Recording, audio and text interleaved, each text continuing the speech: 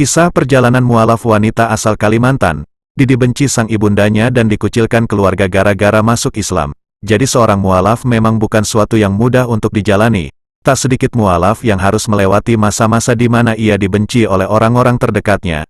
Hal ini dirasakan oleh seorang bunda bernama Sarah, yang berasal dari Pesing, Kalimantan Barat. Ia memutuskan masuk Islam setelah mengalami perjalanan spiritual yang luar biasa.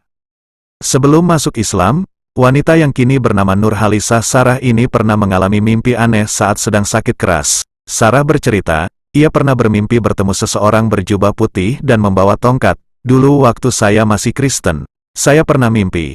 Waktu itu saya sakit berat sampai enggak bisa bangun sakitnya.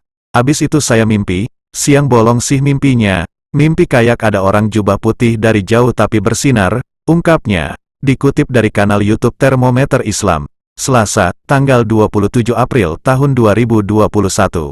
Sarah juga bercerita bahwa sosok yang ia lihat di dalam mimpi itu tidak terlihat wajahnya.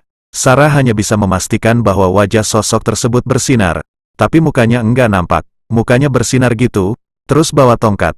Saya diam saja di dalam mimpi. Habis itu, dia mengelus kepala saya, langsung saya kaget dan bangun tidur. Bangun tidur kepala saya langsung hilang sakitnya. Aku Sarah, setelah mengalami mimpi bertemu sosok misterius, Sarah memutuskan untuk merantau dan bekerja ke Pontianak. Di sana, ia bertemu dengan seorang teman dan sering diajak ke rumahnya, terutama saat Lebaran. Bunda, saat itu, Sarah merasa hatinya tersentuh saat melihat orang memakai kerudung. Tak hanya itu, Sarah juga merasa sangat sedih ketika mendengar suara takbir dan melihat orang pergi salat tarawih. Hati ini rasanya tersentuh gitu melihat orang pakai kerudung. Mendengar takbiran, tarawih, rasanya sedih sekali. Dalam hati itu rasanya ingin menangis. Katanya, sejak saat itu, Sarah menyadari bahwa Islam adalah agama yang paling indah. Ia pun mantap mengucapkan 2 kalimat syahadat. Sebelumnya, sang ibunda tidak menyetujuinya untuk menganut agama Islam. Karena banyaknya pertentangan dari pihak keluarga, Sarah memutuskan untuk jarang pulang dari Pontianak. Saat Sarah pulang ke rumah, biasanya keluarga malah mengucilkan dirinya. Dapat banyak cemoohan dari keluarga, Sarah selalu salat dan berdoa kepada Allah agar keluarga, khususnya sang bunda, bisa menerimanya dengan ikhlas, hingga akhirnya, sang bunda pun menerima Sarah. Alhamdulillah akhirnya sudah menerima saya. Abis itu saya pulangkan.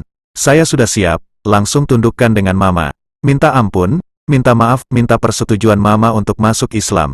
Alhamdulillah mama bisa menerima semuanya, tuturnya. Setelah Sarah jadi seorang mualaf, mamanya pun memutuskan untuk mengikuti jejaknya. Sarah adalah single parent yang memiliki seorang anak. Saat ia memutuskan jadi seorang mualaf, sang anak Sarah pun sangat menentang dan tidak menyetujuinya. Namun, semakin lama melihat sang bundanya dan orang-orang yang salat di masjid, akhirnya anak Sarah pun mulai merasakan ketenangan dalam hatinya.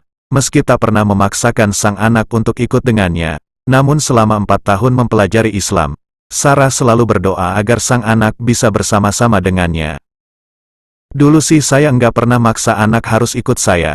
Tidak pernah. Enggak tahu. Kemarin mungkin selama 4 tahun saya selalu berdoa bisa berkumpul bersama anak, memberi yang terbaik untuk anak. Tapi enggak tahu, kemarin dia pingin ketemu saya dan dia bilang, "Mama, saya mau masuk Islam." Gitu, ungkap Sarah sambil menahan air matanya. Mendengar perkataan sang anak, Sarah merasa bersyukur dan menganggap doa-doanya selama ini terkabulkan. Ia juga bersyukur karena bisa berkumpul dengan anaknya untuk menjalani ibadah puasa dan Lebaran di tahun ini. Demikianlah yang dapat kami sampaikan, semoga bermanfaat hendaknya, dan terima kasih atas kunjungan saudara-saudari kami di dunia mualaf. Semoga berita ini menjadi inspirasi buat kita semua, dengan harapan semoga kita selalu istiqomah di jalan Allah. Wassalamualaikum warahmatullahi wabarakatuh.